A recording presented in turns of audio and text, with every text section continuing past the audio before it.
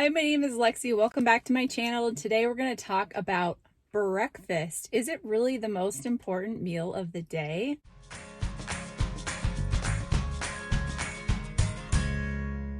Okay, so I am going to say yes and no. So, of course, most of us grew up with that belief that, our parents told us that breakfast is the most important meal of the day. You have to eat your breakfast so that your brain works properly and that you have your energy and you kickstart your metabolism and yada, yada, yada, all of those things, right? But a lot of those things have been debunked. In fact, what I've heard is that the idea that breakfast is the most important meal of the day came from the Kellogg's company. So, the makers of things like Frosted Flakes, which sadly happened to be one of my husband's favorite breakfast cereals. But when you look at the word breakfast, it's actually two words into one: break, fast. And so how you break your fast is actually the most important meal of the day if you happen to be eating that day. So I would say yes, breakfast is the most important meal of the day, but it doesn't have to happen in the morning. Some people like to eat in the morning and that's their best time of day to eat. Some people prefer to wait until later. As far as me, since I do alternate day fasting, I do break my fast typically in the morning and then end sometime in the early afternoon. So anyway, yes, but I think that despite the fact that that idea is not true in the sense that you should just eat something first thing in the morning, I do think that the first thing you eat is important. So I just wanted to talk about that because I know a lot of people have some trouble with that concept and also just have a hard time finding what works best for them. So Dr. Jason Fung recently released a video about breaking your fast, and he gave some suggestions in that video. He talked a lot about extended fasting and how it's really important the longer you go, how you break your fast. And that is absolutely true, and I've definitely experienced that for myself. You can just feel the longer you go that your system becomes more and more sensitive. And so the first thing you consume, the longer you go, is just more and more important. So I'll let you watch that video to kind of get some specifics on that. And just the dangers of breaking your fast improperly. If you do a longer fast, really, really important to break your fast intentionally. The longest that I've ever gone is 85 hours. And I don't go that fast typically. My typical fast length is about anywhere from 38 to 41 hours or something like that. So those longer fasts are very more rare and just spread out for me. But I have definitely experienced the fact that it is important to break my fast carefully when I go longer, any longer than one day. So even a 2-day fast, I have to go slower and be more intentional with that. As far as breaking your fast in an alternate day pattern, some people are okay kind of just breaking with whatever, but a lot of people are not, and a lot of people will find that they end up having some digestive issues pretty soon after they break their fast, and that is a clue that you need to sort of experiment and find something that works a little better for you to break your fast. So the funny thing is that in the video that Dr. Fung put out, he said that a couple of the things that were not a good idea to break your fast with are eggs and nuts. And funny enough, those are things that work really well for me. So you really are going to have to experiment with what works for you as far as breaking your fast.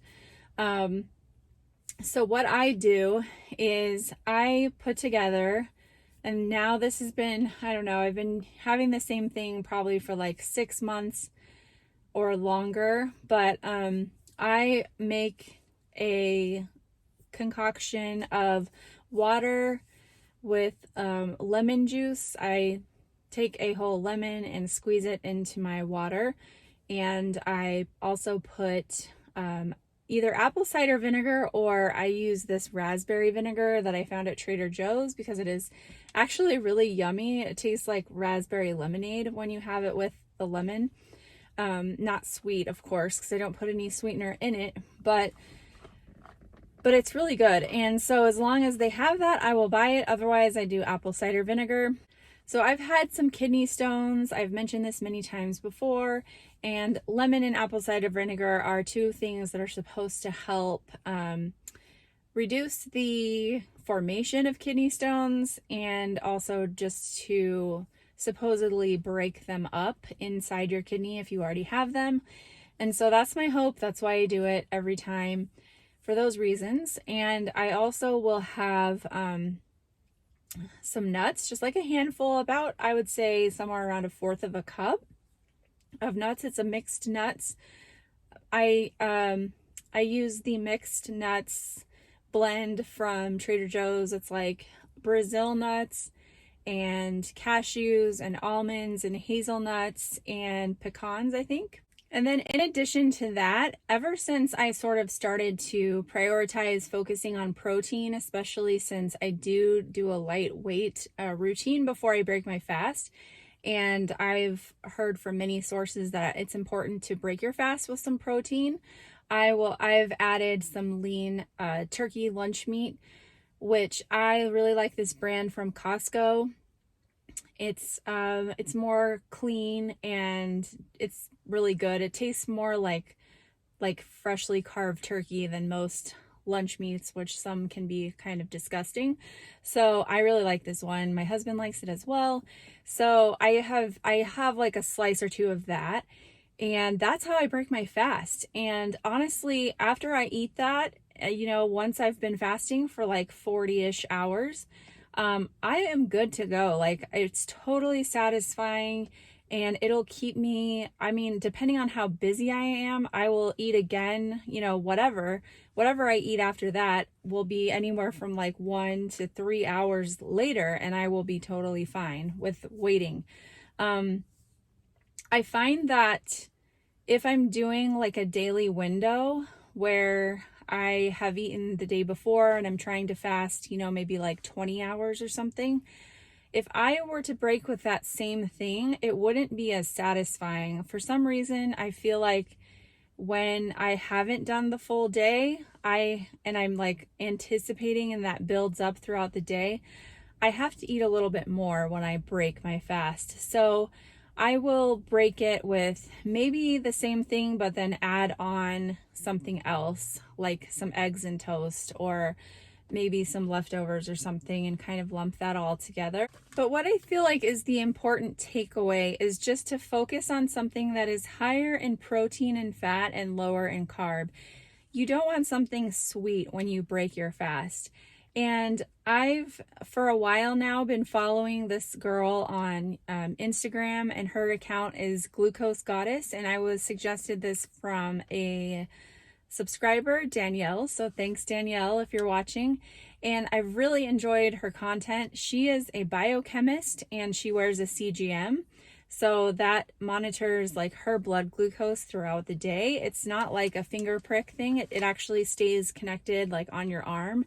And then it just monitors your blood glucose throughout the day.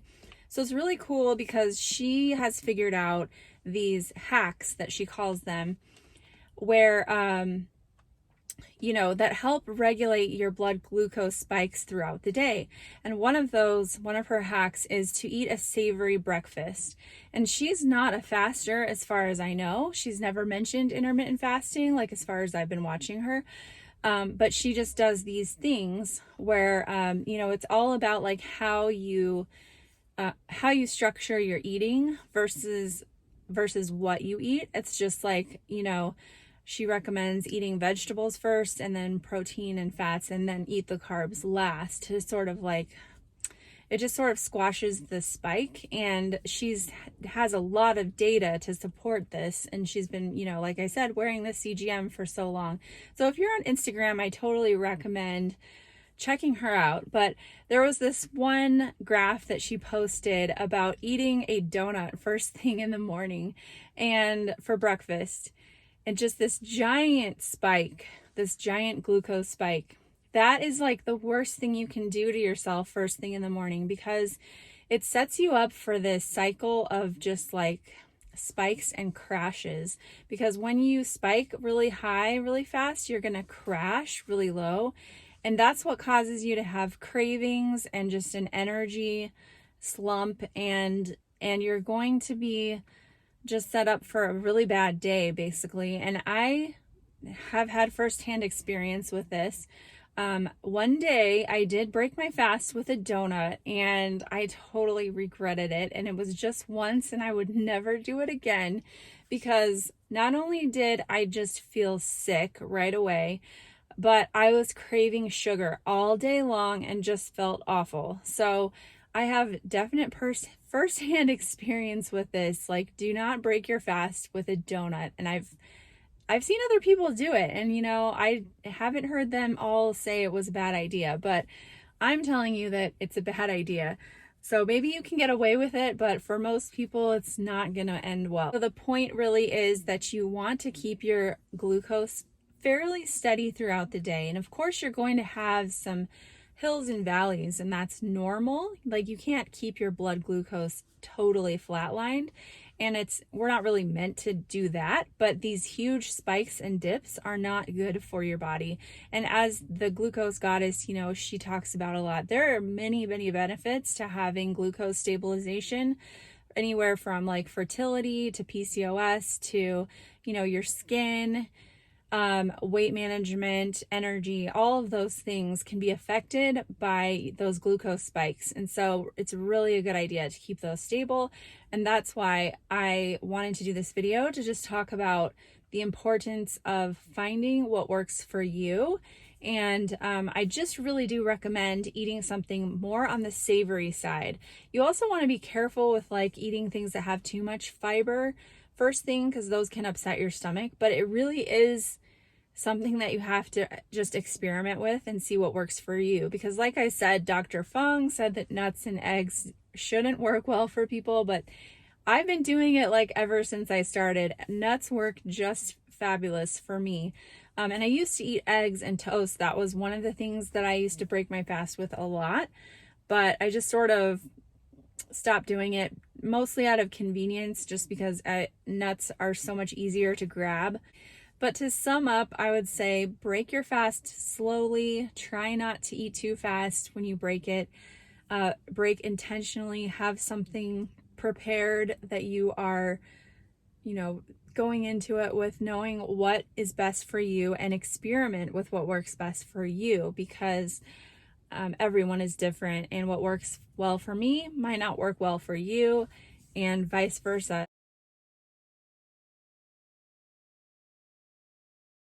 So I just wanted to share that. I hope that it helps. I hope you're having a great week, and I will see you next time. Thanks for watching. Bye-bye.